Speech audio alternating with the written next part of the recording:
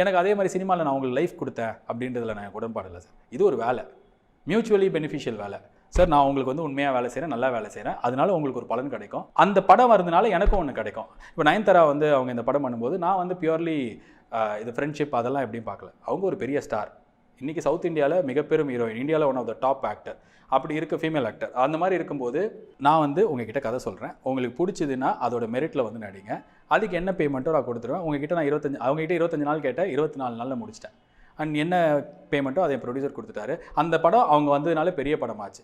அந்த படம் வந்ததுனால அவங்களுக்கு ஒரு நல்லது நடக்கும். ஸோ இதுதான் இந்த அசிஸ்டன்ட் டைரக்டர்ஸ்லேருந்து எல்கேஜிலேருந்து அதுக்கு முன்னாடிலேருந்து நான் ஃபாலோ பண்ணுறது என்ன, நம்ம வேலை செமையாக செய்யலாம், அதனால நிறைய விஷயம் நடக்கும். இப்போ நான் எல்கேஜி நல்லா போனதுனால தான் எனக்கு அடுத்த படத்தில் நயன்தாரா வந்தாங்க. ப்ராப்ளி அந்த படம் ஒழுங்காக இல்லை அப்படின்னா நான் திருப்பியும் வந்து ஃபஸ்ட்லேருந்து ஜீரோலேருந்து ஸ்டார்ட் பண்ணியிருக்கணும். அதே மாதிரி இப்போ மூக்குத்தி அம்மன் வந்து இப்போ நாங்கள் போன வருஷம் நான் வந்து இப்போது நாங்கள் ஐபிஎல்லில் போய் ஒர்க் பண்ணேன்.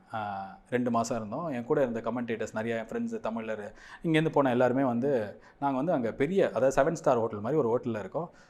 ஒரு வாரம் கழித்து புலம்ப ஆரம்பிச்சிட்டாங்க. என்ன ரூமில் அடைச்சி வச்சு நாங்கள் வந்து ரூமில் அடைஞ்சிருக்கோம், எப்போ பார் இந்த சாப்பாடே கொடுக்குறானுங்க ஐயோ அப்படின்ற மாதிரி.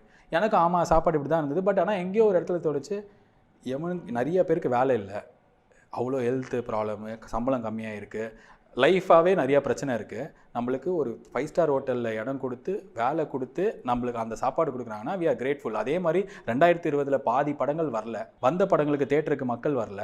அந்த மாதிரி இருக்கும்போது ஒரு படம் எடுத்து அது தீபாவளி மாதிரி பெரிய ஃபெஸ்டிவலில் ரிலீஸ் பண்ணி அது இவ்வளோ ப்ராஃபிட்டபுளாகவும் ஆயிருக்கு, பார்த்தவங்களும் ஹாப்பியாக இருக்காங்கன்னா ஐ எம் கிரேட்ஃபுல். அதுக்கு எனக்கு தெரிஞ்ச ஹானஸ்டி தான் சார். வேலை நல்ல உண்மையாக செஞ்சோன்னா. அதே மாதிரி சினிமா வந்து இதுவும் கிடையாது. நான் வந்து ஃபஸ்ட்டு வந்து காமர்ஸ் அப்படி தான், ஃபஸ்ட் காமர்ஸு, ஆர்ட்ஸு, சயின்ஸு.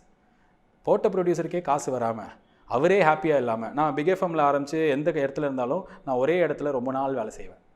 அது ஏன்னா நான் என் வேலையை செம்மையாக செய்வேன். இப்போ ஐஸ்வரி கணேசங்களோட ஒரு படம் பண்ணேன், 2 படம் பண்ணேன்.